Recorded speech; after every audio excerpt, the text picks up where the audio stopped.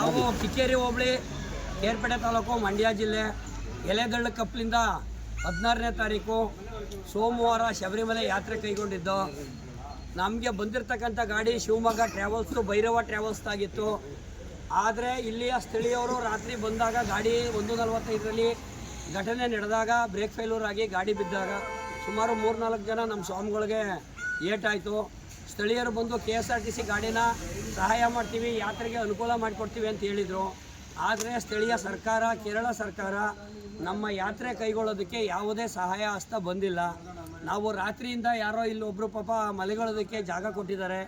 ಅಲ್ಲಿ ಅನ್ನಪ್ರಸಾದ ಫ್ರೀ ಇತ್ತು, ಅಲ್ಲಿ ಬೆಳಿಗ್ಗೆ ತಿಂಡಿ ತಿಂದಿದ್ದೀವಿ. ಇಲ್ಲಿವರೆಗೆ ಏನು ಎಂತು ಅಂತ ಕೇರಳ ಸರ್ಕಾರದವರಾಗಲಿ ದೇವಸ್ಥಾನ ಮಂಡಳಿಯವರಾಗಲಿ ಯಾವುದೇ ತಗೊಂಡಿಲ್ಲ.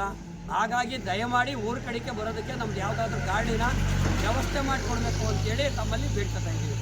ನಾನು ಕೃಷ್ಣೇಗೌಡ ಅಂತ ಹೇಳಿ ಎಲೆದಳ್ಳಿ ಕೊಪ್ಪಲು ಗುರುಸ್ವಾಮಿ.